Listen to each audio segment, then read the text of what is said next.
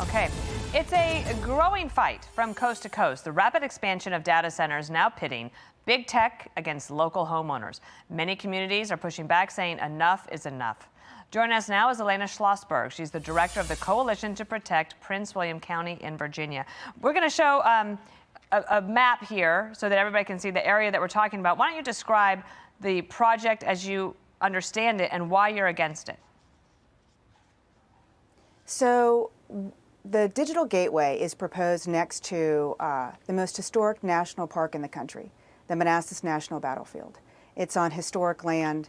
It is in a drinking water supply watershed for the region that includes almost 1 million people. And it simply is in the wrong place. And it was done without proper oversight. The Board of Supervisors, in a lame duck vote, because 2 of them had been voted out, passed it in spite of the fact that there was a problem with the simple notification. And, you know, what we're saying is it's not in the right place. Not only is it not in the right place, they don't know how much water this 1,900 acres of data center development. It's the largest in the world. We don't know how much water. They wouldn't disclose that. They wouldn't disclose where the buildings are. We are guessing how much power. We know there's at least 12 substations. We're talking about at least 6, we are estimating 6 gigawatts of power. And what that means is that's as much power as 6 nuclear reactors.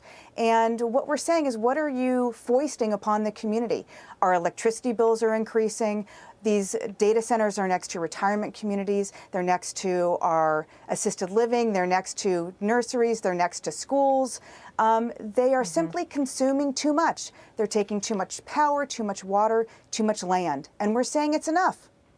The Secretary of Energy was on the Politico's Energy podcast. He was asked about this in general, not this particular project. Listen to him here.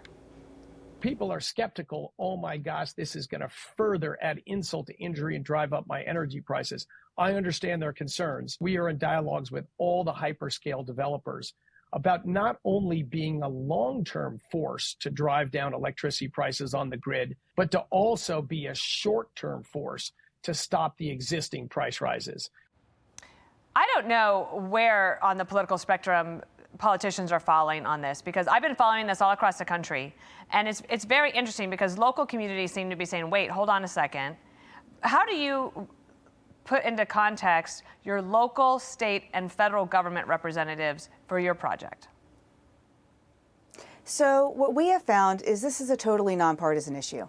I was once seen hugging the most conservative Republican on the House floor in the General Assembly in Virginia, and somebody commented, hell must have frozen over that Elena and Delegate Bob Marshall are hugging over this issue of unconstrained data center development, putting too much pressure on our grid, too much pressure on our other resources. And the reality is what Secretary Wright is suggesting is that these data center campuses rely on their diesel generators. And that happened.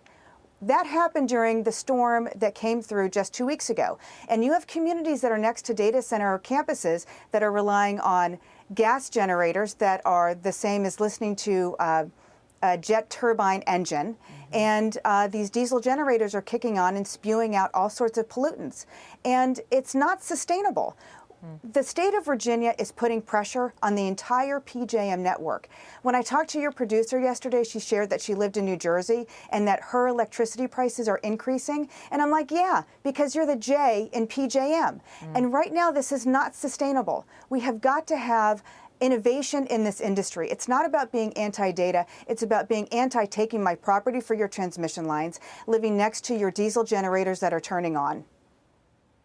Elena Schlossberg, stay in touch with us because you're not the only one going through this, and we'll continue to follow it as the country grapples with how to power up the new technologies. Thank you so much. I'm Steve Doocy. I'm Brian Kilmeade. And I'm Ainsley Earhart. And click here to subscribe to the Fox News YouTube page to catch our hottest interviews and most compelling analysis.